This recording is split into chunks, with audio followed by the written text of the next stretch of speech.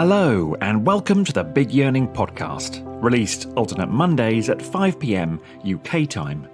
We are two life coaches who really enjoy meaningful conversations about big questions.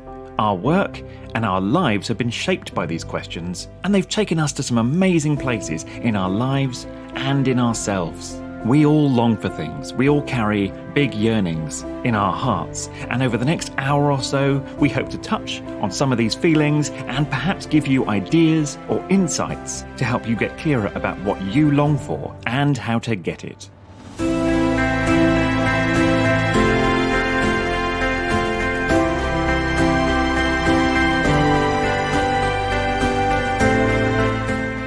Hello and welcome to episode 18 of The Big Yearning. My name's Alexander. And my name's Neil.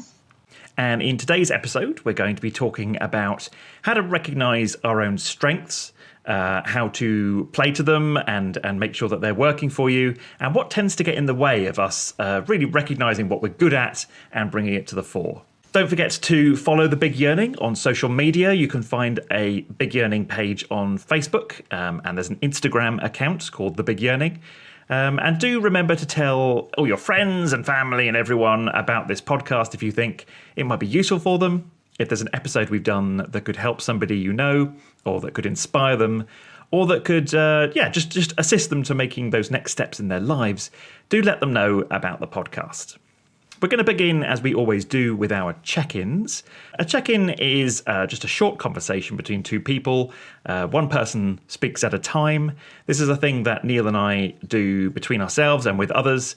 It's a way to connect very quickly with one another, drop into yourself, bring yourself fully into a moment, and just be very attentive to how you are. And then when someone else is speaking, to be very attentive to them. It's a chance to be witnessed. It's a chance to to feel supported and to feel heard. And it's a chance to really connect with how you're doing rather than just busying through our lives, busying through our days. So we really believe in check-ins as a concept, and we like to begin the podcast just checking in ourselves, letting you guys know how we're doing and bringing you up to date on what's going on in our lives. So, Neil, would you like to begin with your check-in? Yes, thank you, Alexander. I'm feeling good, actually. I'm feeling really good. The thing that is most up for me, I'm giving most attention to in my life at the moment, is my work-life balance. It's very much in line with my vision and my own big yearnings that I create days for myself which are kind of mixed and varied and have some flow in them. So, you know, my vision, my yearning for myself is that I have a coaching session, then I'll go and do some woodworking, then a coaching session, go for a walk, and really try to get that sense of kind of ease and flow in my days. And I feel good because I've been managing to do that recently. I've got some woodworking projects on at the moment, which are really, really enjoyable. Don't know whether I've said this before, but my very first proper job was as a furniture restorer over 30 years ago. And I picked up these great kind of technical skills really around using circular saws and jigsaws and stuff like that. And those skills have stood me in really good stead over the years. So my current project, among other things, or the main thing, is making a garden bench out of pallet wood. I have this habit of going around Frome, sort of picking up loads of pallets and carrying them back to my home and dismantling them and upcycling them into lovely things. So that's really, really good. And so good to be prioritizing enjoyment rather than just kind of thinking, I have to go through a life and just get things done at all costs. So that's been really, really good. The other thing for me is that I started my narrative coaching course last week, which was lovely, on a screen with people from all over the world, from India, Japan, the USA, and really good. And I think when I've mentioned this before, I've mentioned it in several check-ins previously, I'm really looking for a tribe, a sense of belonging, a group of coaches who coach in a similar way that I do. And I'm wanting support, I'm wanting like-mindedness, I'm wanting to share ideas, wanting to make connections. So that feels really, really good. Yeah, and I'm very much looking forward to today's podcast. That's me. Brilliant. Thank you very much for your check-in, Neil. I'm doing pretty well today. I've had a few great days. I'm just trying to, taking each day as it comes. As I spoke about last time, there are a large number of challenges, and I don't think that at all I'm alone in that. I know that we're all finding these lockdowns really hard. I've been doing a bit more research into why is lockdown so hard? Why is it so challenging? I can find myself having the kinds of challenges that I wouldn't have expected, and that I don't recognize these responses in myself. Why am I behaving like this? Why am I feeling like this? So it did help me to go and do a bit of research into what a lack of new experiences, new places, new kinds of conversations, what an absence of that does to us. And understanding that has really helped me. My coaching work is very much based around the idea that the more we understand ourselves and the more we recognize what's actually going on inside ourselves, that can totally change our experience. And that's been true for me recently, just understanding why it's so difficult. So I have been able to get on with a whole bunch of things. As I've said many times, I always have a whole bunch of projects on the go, and I've been able to chip away at those. Really grateful. I've got 2 big posters on my wall, which I had printed around the new year. One is my 5-year plan, and I'm really grateful for that. It's really given me a lot of clarity around where I need to be putting my energy, what is most important, and just those kind of stepping stones. So doing this thing that I'm doing now, putting energy into the thing that I'm working on here, will then become this, and then it'll build towards this, and then that will slot together with this other piece later in the year, and then that will come together to answer one of my big yearnings. That will bring me closer to the things that I really want to create and achieve, and how I want my life to be. So that's really great. And the other poster I've had printed is my core affirmations. These are the phrases and sayings that I've come up with over the years of just digging deeper and deeper and deeper into personal development and philosophy and positive psychology and all of these things. And I have these phrases, and they've been an absolute a gift as well. It's just been so wonderful to read those back, feel how deeply resonantly true they are for me, and then just feel myself coming back to myself by the reading and by reciting those words. It really, really helps me. I'm a big believer in affirmations. And then, yes, just growing connection with friends, really. I think that my close friends I've become so much closer to in the last year. We've really become an interconnected web. We reach out to each other regularly. We check on each other. We have calls. The guys who are into the personal development stuff, we'll talk about stuff. We'll talk about what's going on inside of us, and we'll express that. And then other people who don't talk in that language, who that doesn't make sense for, we'll just do something fun together. We've been doing a lot of video gaming. On Friday night last week, we had a big game of World War Z, so it was just absolute chaos and pandemonium, but it's really, you're fighting as a squad, and you're picking each other up, and you're watching each other's backs, and it all felt very symbolic and lovely, and I came away with a big grin on my face, and I felt like I'd finally had that connection with friends that I needed. So loving that, and dreaming of, I live by the beach in Brighton, and dreaming of the days where I'll be able to have a big fire on the beach, get a whole bunch of my friends down there, and just listen to their voices and have some chit chat back and forth and watch the sunset. All those things we used to take for granted, and that I'm now really, really looking forward to. So I'm doing all right, pushing ahead, lots of good things on the go, and yeah, looking after myself through the process. And that's my check-in. Thank you, Alexander. So today's topic is going to be about recognizing our strengths. We decided to do this because it's a really difficult thing to do. It's up there with questions like, what do you want?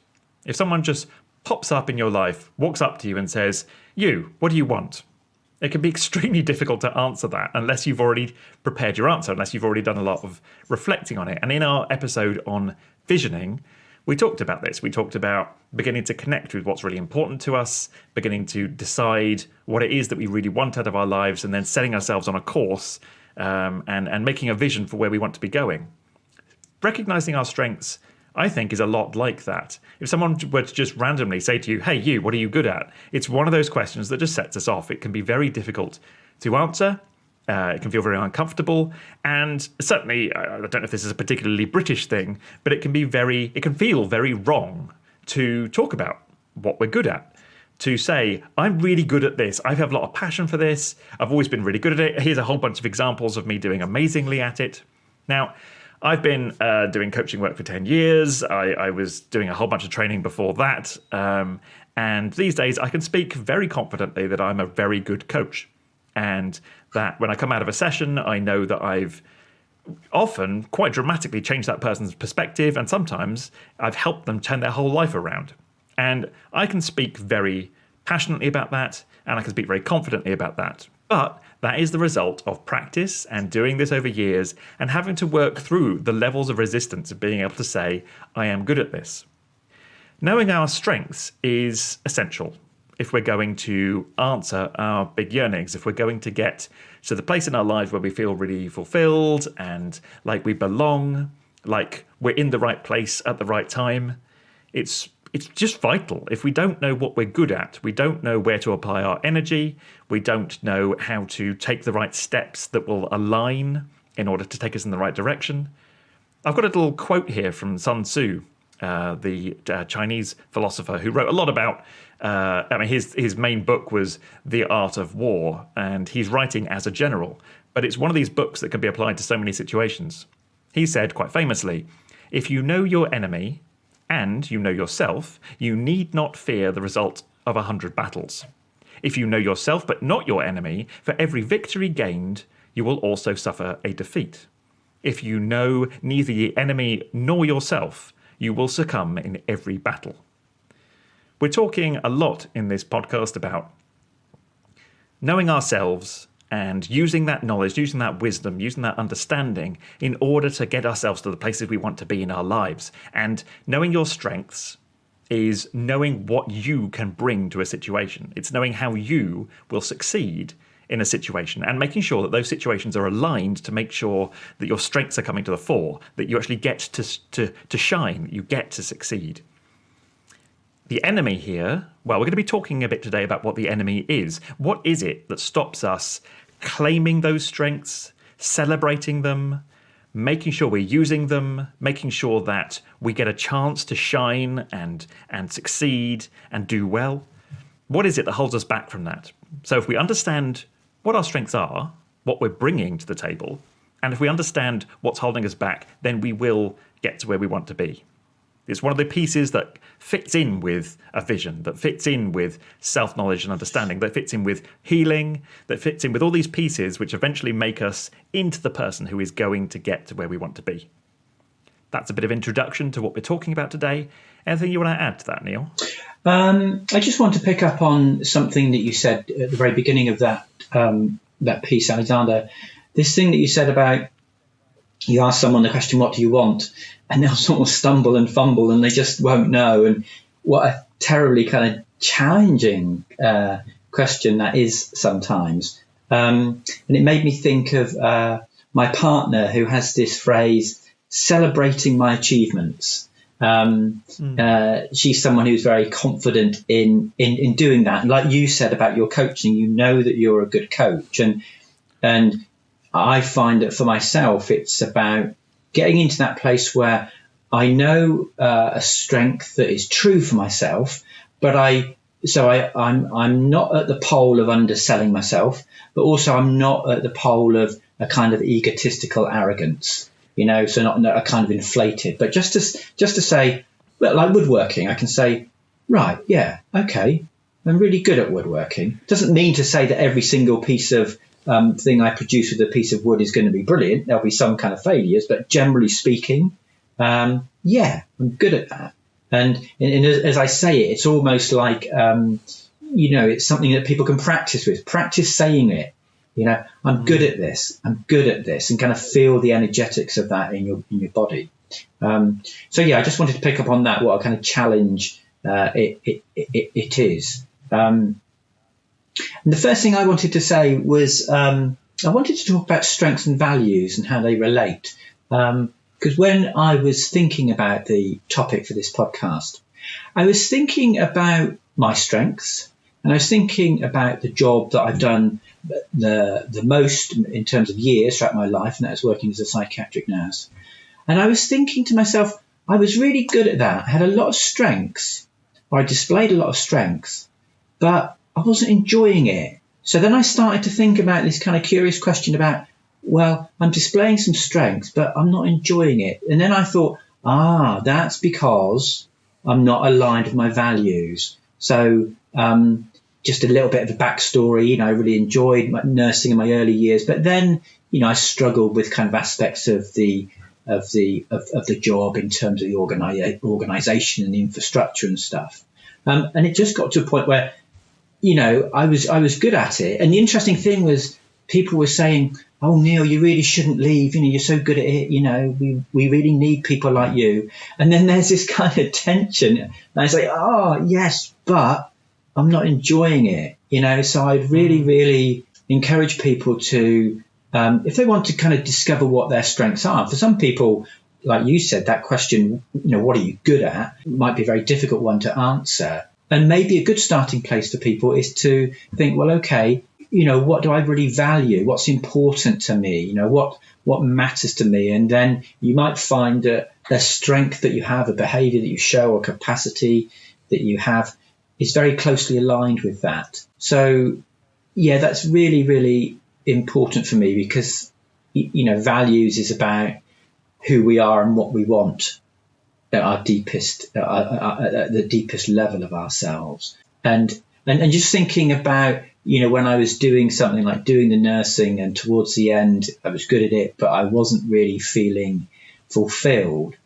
It's kind of like, I'm good at this, but to what end? For what purpose? If it's not serving me, then I don't reckon it's serving other people. So just an invitation there to think about values, to think about how they align with your particular strengths. And I think at the moment, we've talked about values previously in recent podcasts, and I'm just finding it very useful to kind of make that kind of that delving into values a really kind of bedrock kind of sort of rubric from which I kind of grow and emerge and think about myself as a person and a person in the world. So yeah, I think it's really important to recognize that when you're being praised and receiving positive feedback for things that you didn't enjoy or things that you feel isn't really what you want to be doing. So, I mean, when you're talking about values there, I guess what you're saying is that there are things that are really important to you, your values, the words, the phrases, the core essence of things which calls to you, which says this is really important, I must have this thing in my life, that there's a discontinuity between those things and what people are feeding back to you, you're clearly very good at. Yeah. So I suppose for me, there's something there about dropping deeper into a thing. So while you were talking, I remembered that many years ago, I did a bit of acting. I was working and living in Totnes in Devon, and I had decided that I wanted to do a bit of stuff on stage because I wanted to have that experience. I wanted to be that bit closer to being able to do public speaking, to being able to be much more front and center with the things that I believe and the things that I was bringing into the world. I was quite new to the coaching thing then. Certainly wasn't anywhere near writing a book. So I just wanted to be able to feel more confident being able to stand on a stage. And I ended up being cast in the lead role in a Shakespearean Amdram thing. And after I did it, I got standing ovations from the audience and all this kind of thing, and people coming up to me afterwards and going, oh, you're wonderful at this. This is what you should do. You're clearly an actor. You're called to do this. This is brilliant. You finally found your thing. And I looked at them and went, I don't want to be an actor. I've got all these things to do with my life. I don't want to be an actor. That's not... But then I had to kind of think, okay, what are they really saying? They're saying that I did a good job, that I projected well, that I was able to inhabit a character well, that I stirred up feelings for them, that I was able to give them a great experience in the couple of hours they were sat watching. So if I approach things at that level, I can make things align with my values. I can take pieces there and go, all right, there's some potential there for me. If I were to develop that particular thing more, then I would have a strength there which aligns with the kinds of things I want to do. I want to be a public speaker. I want to be able to speak eloquently and boldly about the things that I know to be true. And I want to inspire people in their lives with those talks. I don't want to be doing Shakespearean acting, but I can take that positive feedback and I can build on strengths that kind of are implied underneath. Yeah. So what I hear you're saying there, correct me if I'm wrong, is that you're kind of drilling down and almost deconstructing the component parts of what people were responding to, but then applying those component ingredients to something more that you want to do, really. Yeah, exactly. I mean, it's really interesting you talk about this, because for me, there's a similar thing for me around writing. I really like to write. I haven't written a book like you have, but I do like to write. And people have often said, "Oh, you really should write something. You should write a book, Neil. There's a book in you." And then, really interestingly, when I think about, oh yes, that would be nice, but I'd rather be outside in the sunshine or in the snow. I'd rather be out walking. I'd rather be engaging with nature. So when I really think about the sort of what it would require for an extended piece of writing, I think, yes, that may be good, but it's not really what I want. I'd rather, when you think about values, connection with nature, for example, in that instance, in that example, would be more important for me than, say, the self-expression that comes through writing. Although self-expression is very important to me, but like you, as I drill down on it more, I think, okay, what's driving a behavior? What's behind a strength? What's behind something that I want to show in the world, for the world and for myself? So I think it's really important. You can't get too much detail on this stuff, I think. Yeah. I think there's also an important piece there around not being defined by others. Yeah. So everybody you interact with in your life will approach you with their perspective. And I think it's one of the most important things we can do in all of our relationships is to remember that someone else's perspective is not our reality. So everyone you speak to, especially if you don't know them that well, so if this is at work or this is a vague acquaintance or someone you've just met, they will immediately project their perspective onto you. They will say that you are a certain way, that you are good at these things and you are bad at these things. They will bring judgments that are based on people you remind them of, and perhaps aspects of themselves that you remind them of. They bring all this stuff that has nothing to do with you. They will bring all of their dreams and aspirations and their value structure. So one thing I'm thinking about is at work, you may well have somebody who gives you a compliment and says, you're good at this, you're good at organization, or you're good at following a goal through to completion, or you're good at team working. And it's really important to take from that what feels right to you, because they will be bringing their memories of when they were in that situation, or other people like you that you are reminding them of. And they will be bringing all sorts of projections onto you. So there's something there about making sure that you're not using someone else's idea of success, their aspirations. If they want to become rich and you don't want to become rich, you want to become fulfilled and happy, then they may well project onto you, oh, you're very good at closing deals. You're very good at sales. You're very good at convincing people to buy our product. And you may well not want to take that. But again, dig below that. What are they actually saying? You're very good at connecting with people. You're very good at getting across a clear argument. You're very good at conveying the value of something. So when you're listening to this, you're beginning to inquire into, okay, so what strengths do I have? What is uniquely me? What do I bring to a situation, to the table, which is different from what others bring? I think one thing, definitely, one good source is the compliments you've received, the feedback you've received from others. But just take it with a pinch of salt, because some of it will simply be wrong, because some of it will be based on the projections of the other person, and some of it will be situational. It'll be that they see you doing a thing and they go, this is this whole area, like me in acting. Someone came up to me, the only way they know me is because they've seen me on stage, maybe they've heard about me around town. And so they come up to me and they go, oh, you're a wonderful actor. This is clearly your calling. And no, that's not true. I have to dig below that and go, okay, what do you really mean? What are you really saying? So I think that's important. If it's all right, I'd like to come on to levels of resistance and the things that stop us being able to do this, because whoever's listening to this, unless you're either blessed with tremendous self-esteem and self-confidence, or you've done a whole bunch of reflecting on this before, it's difficult. This stuff can be very difficult. Again, I don't know whether this is a particularly culturally British thing, and our non-British listeners, I'd love to hear from you about whether you find this in your culture as well. But we can find it very difficult to talk about our strengths, to be able to speak boldly about what we're good at. So there are multiple levels of resistance. And okay, so one that occurs to me is I'm not really good at anything. I'm not especially good at anything. I'm all right at stuff. I can hold down a job, and I'm quite a good friend, and I'm quite good at a whole bunch of stuff. But I'm not especially good at anything. There's nothing special about me and my strengths and my gifts. So I think that's a thing. That leads me into thinking about wanting to say something about this thing called negativity bias, Alexander. So for me, this is really important to kind of mention here. And I mentioned it in the last episode around visioning.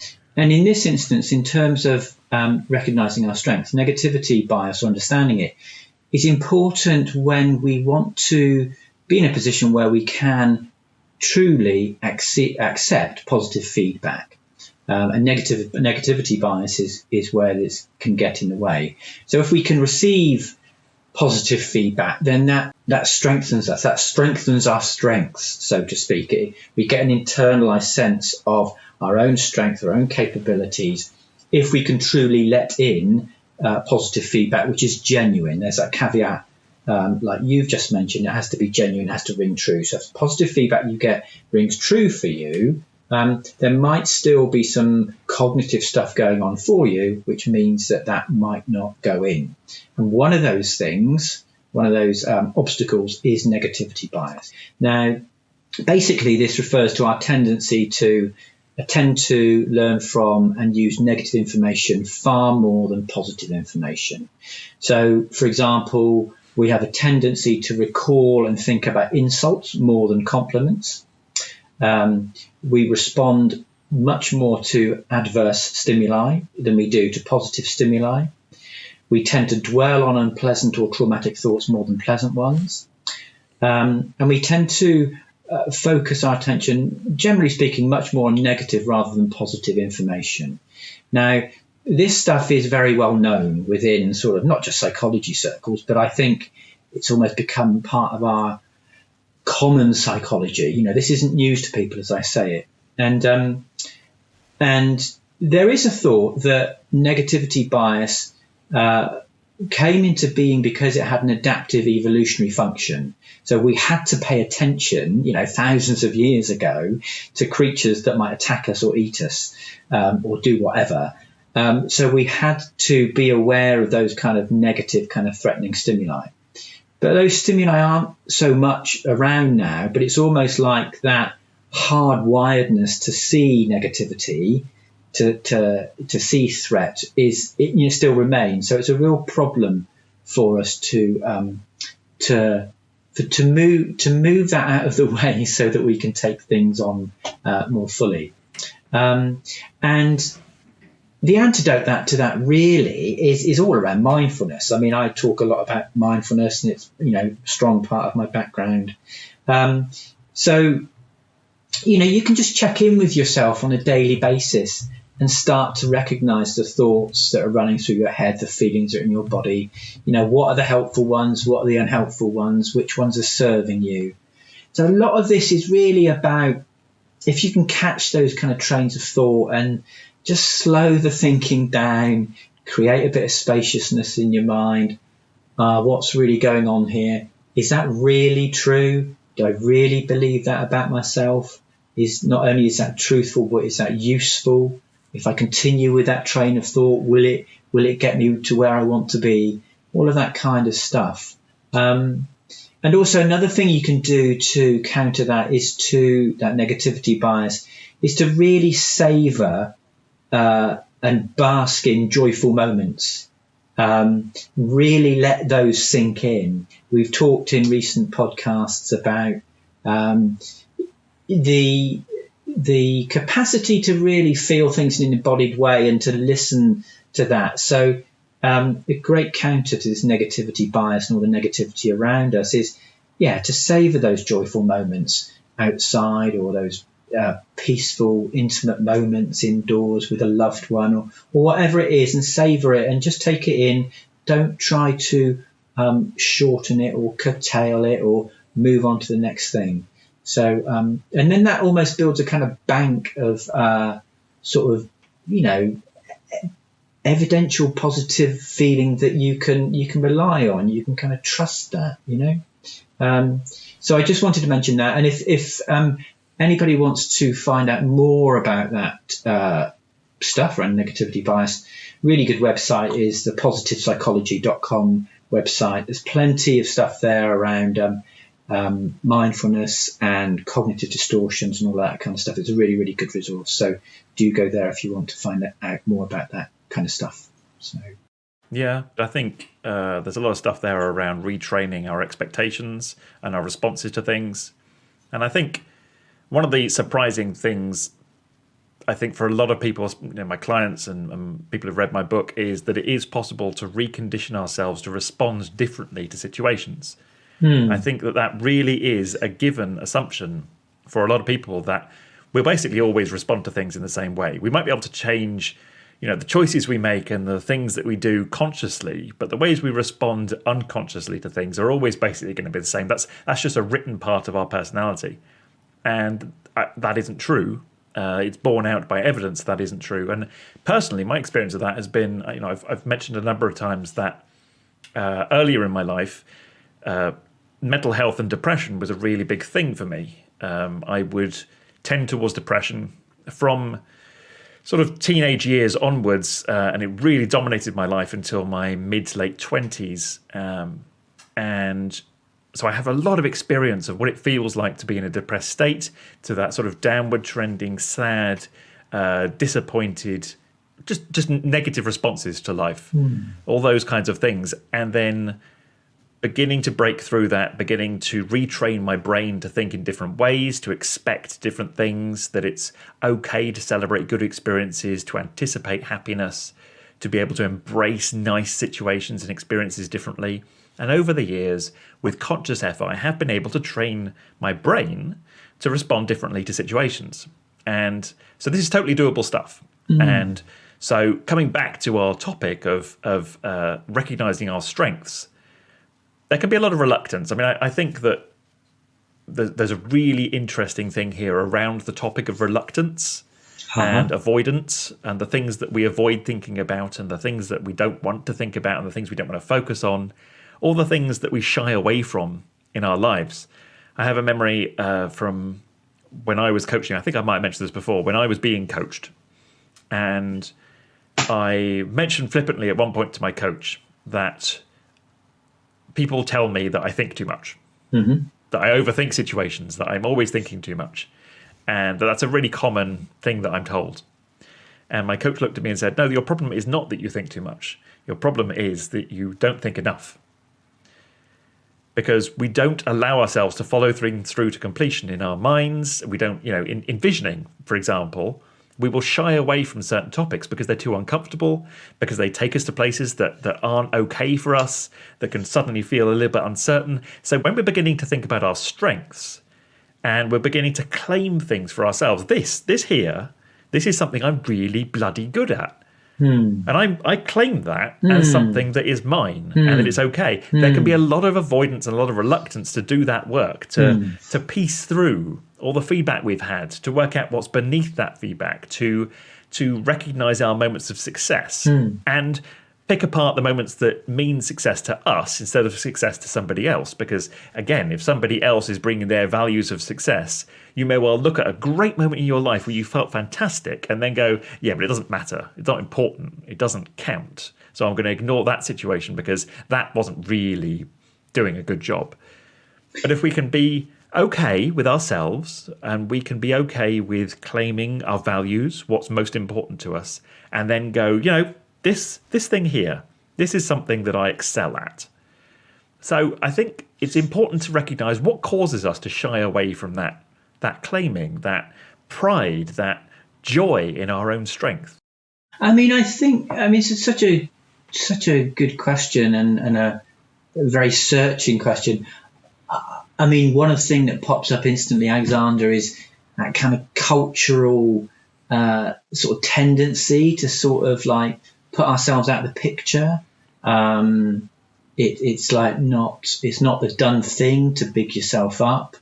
I think also there is, for some people, these kind of putting yourself down traits can be learned quite early in childhood. So like a child might receive a message that, it's not okay to be creative and expressive.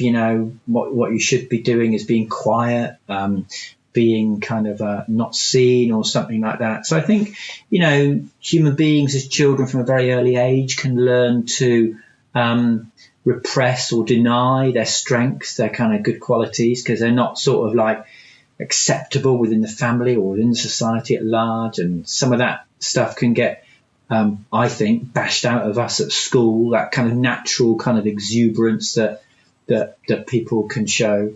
So I think a lot of it is really, I think a lot of it is cultural, actually. That's my kind of my thinking about that. Yeah, anything you want to follow up on that? Well, I suppose self-esteem is probably a big factor in it as well, that if you don't feel good about yourself, it can feel alien or wrong to claim that you're good at things. Yeah. So there's probably something here about being on your own side. Yeah. And, I think the really important thing here around reluctance and avoidance with beginning to inquire into strengths is that it's okay to be awesome. Yeah. That it's okay to shout from the rooftops how amazing you are at something. Yeah. If you are good at something, then it's all right to say that you're good at something. And I really want to push back against, we've been talking about cultural stuff here, as I think we always do. I think we always end up having a little bit of dig at culture, and I'm very happy with that. But I think that one of the things that we're constantly saying is let's just push back against toxic aspects of culture. If you've grown up and it wasn't okay to talk about how great you are, then push back against that. It doesn't mean becoming, as Neil was saying earlier, this isn't about an ego-driven, going totally overboard with this and just yelling at everyone about how great you are. I have some very embarrassing memories from my life where I was beginning to explore this stuff, and I did go through a phase of being very in your face with yelling at people almost how good I was at stuff. And I look back on those and I cringe like hell, and I had to find some balance in that. But if you know that you tend towards squashing your own strengths or not wanting to look at them or not even knowing where to start because it's such an uncomfortable topic, then just push back against those things that hold you back. It is okay to be great at things. It is okay to claim your strengths and to do the work to inquire into all your life experiences so you can identify what the strengths are. Yeah, I think for me, and what maybe can happen for other people, is that if you embrace a strength, then that is analogous in some ways to coming out into the world somewhat more with your gifts. And now that can be scary. That can be a wonderful thing. Oh, right, I'm out here in the world, I'm doing what I want to do. That can be double-edged in terms of, yes, that's something juicy to celebrate and to, shout from the rooftops about. And at the same time, who am I now that I'm this person? Maybe some people might think, I'm here to be shot at now. I'm more out there. I have a stronger public presence. So with that comes maybe a bit of risk and vulnerability. I think that's true for some of my strengths. There can be this sort of tendency to play safe. Thinking about the episode that we did around security versus risk. And we talked about comfort zones and stretch zones and panic zones. So I think this can come into play when we want to be really out in the world with our strengths. Because like I said, we can be vulnerable. We can be there to be kind of shot down if we're kind of coming out more. So I think that's in the mix. Yeah, I think it's absolutely it's a fair thing to be worried about, because it is true. You probably are going to be attacked at some point for claiming that you're good at things. It is a really common experience that people who bring their own insecurities to situations will attack those who claim to be good at things. It's a particular personality type and it's a particular personality trait, and we have all met them. It can be very vicious, and that is a very realistic, real-world fear.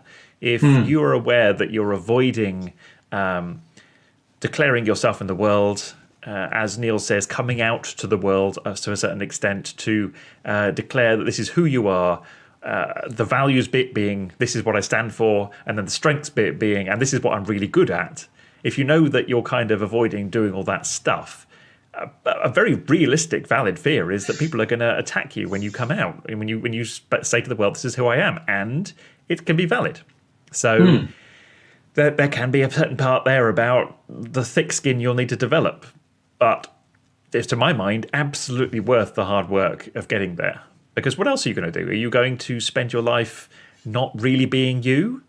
Not really declaring yourself to the world, not really shining in the ways that you want to, not really taking the risks and the necessary steps to get you towards a life that's going to be amazing for you?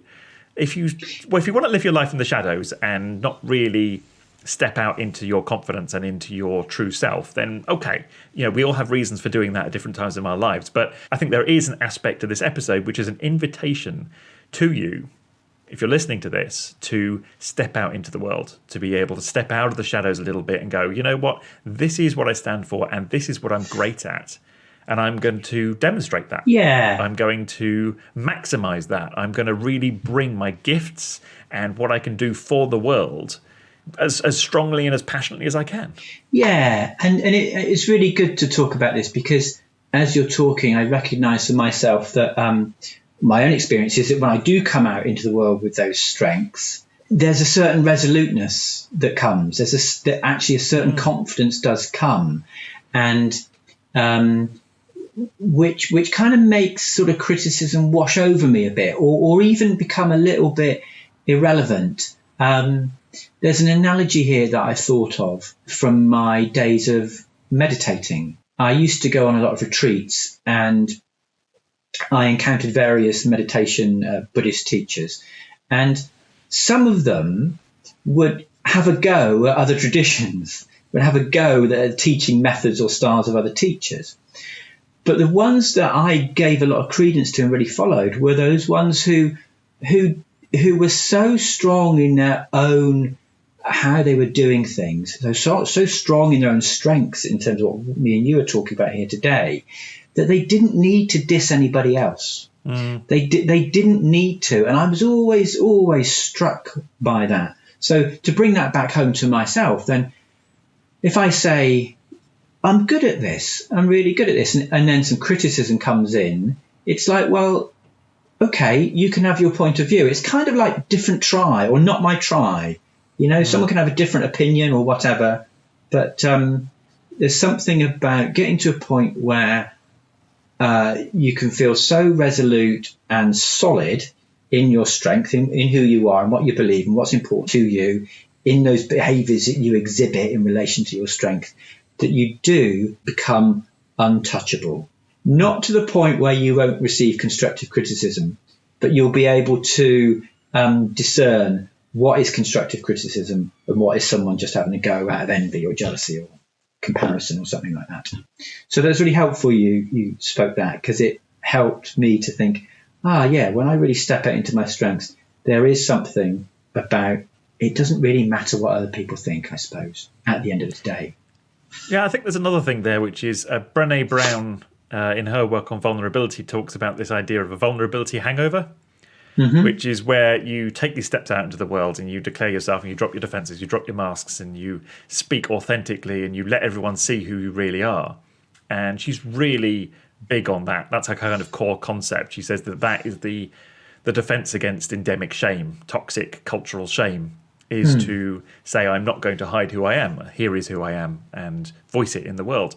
But she does say that there's this thing called a vulnerability hangover, which is where you've gone out into the world and you've said some stuff, and then you come back to your home or you come back to a quiet moment and you go, oh my God, what did I just say? why did I do that? Why would I have declared myself like that? Why would I have told those people those things? Have I been too open, too honest? What if they say things? What if they come back and attack me? And it's a really known thing. She, as I say, she calls it a vulnerability hangover. It's that morning after experience of, oh my God, what have I done? So again, that's going to be part of this experience. As if you step into your strengths, you choose to claim them, and then you declare them to the world, you're probably going to have a vulnerability hangover at some point. I mean, at that point, as you say that, it just reminds me about the importance of having good friends around, trustworthy people.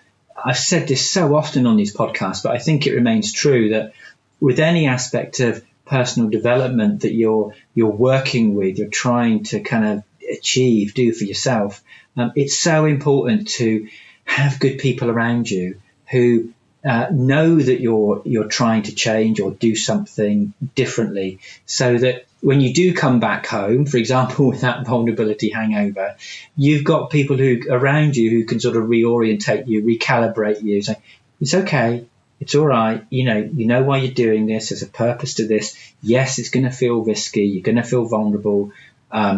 That's not the end of the world. That's bearable. I'm here. All of that sort of stuff. So again, with all of the stuff that we talk about, I think personally, it's such a boon to have trustworthy people around you who have got your back, who are on your side, who know a bit about your personal development journey, who you can confide in and you can touch base with. I wouldn't have got where I am today in terms of my own development without a whole host of really good people around me. Yeah. Okay, so I'd just like to come on to, as we're nearing the end of our episode, how do you do this? Some practical stuff about beginning to identify your strengths. So just a few things to think about. We have talked a lot about feedback from others. What have people always told you you're good at? And I think there's an aspect here about what has always been true. If you look back through your life, what were you apparently really good at when you were a teenager? What were you really good at when you were studying? What were you really good at in your early career? What have people told you recently that you're good at? Or what have you noticed that you're good at recently? There's something there about your really deep gifts. There will be things that you uniquely bring into the world which have always been there. Those things are sort of a combination of your personalities, your aptitudes, the things that you're drawn to, the things you shy away from. It's a combination of your values, as we've been saying, so the things that you stand for, that you believe in, the things that you make most important to put front and center in your life. It's a combination of your life experiences. So what has life taught you? From your very early life, what did life teach you then? And what has life continued to teach you as you've gone through different relationships, different jobs, different situations? Perhaps if you're a parent, what did that teach you? It will partially be informed by the traumas that you've experienced. That again, those could be early life, or there could be other things that you've experienced during your life. Every trauma that we experience will bring with it both damage that it does to us, things that it makes us shy away from, fears that it implants in us, but also there will be some gold in there as well. What did you become an expert in order to compensate for the traumas that you've been through? And then, of course, part of this is about the practice that you've had. We just naturally become stronger at things as we do them. My old karate teacher used to tell me that you wouldn't master a technique until you've done it 20,000 times. And numbers like that are often bandied around in the circles of martial arts and physical training, that when you've done something 20,000 times, 50,000 times, 100,000 times, you become an expert in them. So what have you done an awful lot of in your life, and what strengths has that lent you? Not just the skills.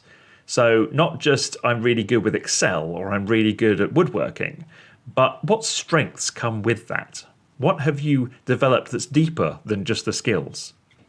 I think it's also worth mentioning that we can always develop new strengths. We've talked about visioning. We talked about making sure your life is heading in the direction that you want it to. This whole podcast is about getting connected with our deep yearnings and then moving our life in that direction. So if there is a strength that you need, it's going to be difficult if it isn't somewhere inside you. So I do think that part of this whole conversation is about being real and being about what is part of your nature, part of your natural makeup. these aptitudes, your core values, your early life experiences, the traumas you've experienced, that those things will become part of your makeup. They'll become part of the person who you are. So when we're talking about strengths, we are talking about drawing on that pool of things that your nature and which the world has given you. But if you want to hone those in a particular direction, and if you want to step outside of your comfort zone in a new way, then you will need to accept being a beginner. You will need to be rubbish at something to start with, and you will need to get it wrong a whole bunch of times. You'll need to be a novice, and then you'll need to practice it relentlessly for a long time. But if this is drawing on the well of gifts and strengths that you uniquely bring to the world, which you will, I've been doing this for a long time, and I really believe that everybody brings unique gifts and strengths, then you can hone these things in a way that takes you in the direction of your dreams. That's a few thoughts about how you could begin inquiring into what your strengths are. Neil, I can see you looking thoughtful and nodding along. I was just thinking, I was really grateful that you mentioned about trauma and distressing life events, Alexander, in terms of often from those events can come qualities or aptitudes that can be positive, that can be really beneficial. So, I just jotted down a few things for myself. I mean, because of the things I experienced, I find that actually I got a high level of sensitivity. And that was difficult back in a time when, life wasn't so great. But actually, that's a real strength now in terms of the capacity to listen to people and attend to people and be very present with people. So I'm grateful that you mentioned that. The other thing, there's a couple little things I wanted to mention. You were talking about gratitude last week. So again, when we talked about having a gratitude practice, maybe on a daily basis, things that you're grateful for, well, your strengths are things that you can be grateful for. So, that can be incorporated into a very simple gratitude practice. You were speaking earlier on, Alexander, very early on in the episode about affirmations and how they really kind of work for you. And again, that's something kind of consciously that you can do. I mean, I have these 4 words that I say to myself that to orientate myself to who I want to be, the things I want to be doing, and those are joy, connection, ease, prosperity. And I just whir those round in my head when I kind of need to, and I let them kind of sink down into my being, into my body. Different people have different words, different affirmations that they say to themselves. So that can be really useful. And then lastly, I'm indebted to you here, Alexander, and all of your Post-its and the things that go up on your wall. I've taken a leaf out of your book and bought myself some really big A1 sort of mounting grey board card things. And on that board, I'm going to simply list in a very colourful way, in a very creative and artistic way, just good things that people have said about me, so that I have those affirmations staring back at me and they're accessible. They're made conscious. I consciously refer to them rather than someone saying something. I retain it for a few seconds and then it's gone. It's like it never happened. So there's something for me about making this stuff present and current and accessible. And I think that's something you do very well. So yeah, definitely taking a leaf out of your book in terms of doing that for myself. Yeah, patting myself on the back. There you go. Alexander can see me patting myself on the back. I can confirm to all the listeners that Neil has just patted himself on the back. Great. Yes, I was just looking at some of my brightly coloured Post-its as you were talking. I have 2 areas, 2 colours in my little maze of Post-its. One which is entitled Strengths and Assets, and one which is entitled Threats and Risks. These were important things for me to bear in mind when I was making my 5-year plan. So strengths and assets is mostly listing the things that I'm great at, the things that I'm good at, the strengths that I have. I've got in there great coach, expert communicator, proactive with my friends and my projects. I'm a caring and empathetic person. I'm willing to try new things. Those are strengths that I have. So I think one thing I would like to say is that I didn't come to that list the first time I sat down and did this. This is very much iterative stuff, that the first time you do this, you might run a couple of things down. And I think that is the process, is beginning to define some things, and then let it sit for a while, and then come back to it and go, does that still feel true? Is there something deeper beneath that? Is there something new that's come to me? Is there something, actually, I'm going to take that off the list because that's more of a skill, that's more of a way I've been able to do something good, some way I've been able to impress somebody that I cared about. But there's a strength there. There's actually a gift that I bring to the world there. So I would just recommend that everybody does this in a relentless and iterative way. Just have a go and then put it aside and come back to it a couple of days or even a couple of weeks later and go, yeah, okay, so I wrote that stuff. Where would I go from there? What comes to mind? What stirs within my feelings? Where do I have sensations in my body? Do I have a sense of reluctance and discomfort and avoidance? I don't want to be doing this. Do I have some passion and some joy and maybe some love about this stuff, about a direction that I could take this in? So I have a good list of my strengths, and the way that I then use those is I go, well, here's my vision. Here are my big yearnings. Here are the places that I want to be in my life. Here's the stuff that I got to work with. This is the stuff that I know that when I show up, I'll be able to use this stuff. I'll be particularly good at this. So how can I make these things align? How can I use these gifts to get to that place? And taking into account as well, I'm not going to list them, but I do have my threats and risks next to those in a dark, sinister purple colour. And they list the things that I know that I'm weak on, the things that I, as a result of the life experiences, my personality, my personal aptitudes, and the traumas that I've been through, those are the things that I'm left with that I do tend to not do so well at. And it's important to know those as well. But we've been talking about negativity bias. It is so much easier to list our failings and our weaknesses and all the ways that we're crap compared to standing up and declaring to the world, you know what? I'm good at this.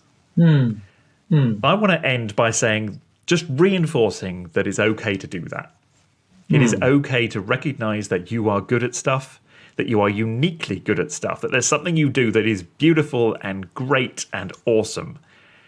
I always encourage people to be a champion for themselves and to have their own backs. You're only going to have this life. We have this one wild and precious life to live. And the only person who is going to be there with you through every moment that you have until your last breath is you. So be on your own side. Have your own back. Stand up and clap for yourself. You are good at stuff. You do have gifts. So sit down, start working them out, start defining them. It's okay. Yeah, I echo all of that. That's great. Thank you. Okay, and with that, we're going to draw this topic to a close. We hope you've enjoyed listening to us ramble about finding your strengths, and we hope that you've had some stuff stirred up for you there, that you've got some thoughts. If you are now inspired to rush off and start writing stuff down or start reflecting on this, then brilliant. If you've got any certain reluctance around doing this, certainly if you'd like to talk to somebody, then do get in touch with us. But just be curious about that as well. Be curious about the resistances that you have. Often we learn more about ourselves in our resistance to stuff than in anything else. So that's actually good in itself as well. We really depend on your feedback. We decide what topics we're going to talk about based on the things that people have said to us. And that's often comes through client work and through private conversations with people. But increasingly, people are getting in touch and letting us know what they'd like us to talk about. Our next topic, so we'll be back in a fortnight's time, and we'll be talking about sleep.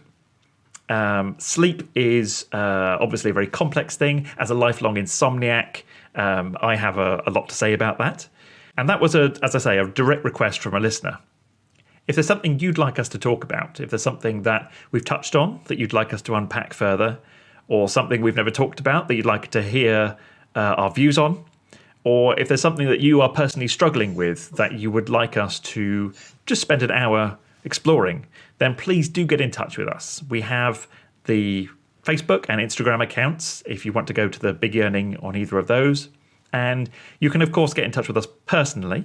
If you want to get in touch with Neil, how do people do that, Neil?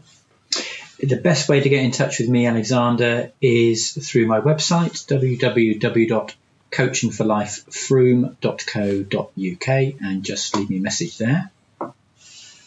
Okay, and if you want to get in touch with me, then go to deepcoaching.co.uk, and if you click on the top right, you can either book a consultation with me or you can send me a message, and I would love to hear from you. That's all from us this week. Thank you so much for joining us. We will be back in a fortnight's time, and we'll be talking all about sleep. But until then, go well, and thank you for being here. Yes, go well, everyone, and see you next time. Cheerio.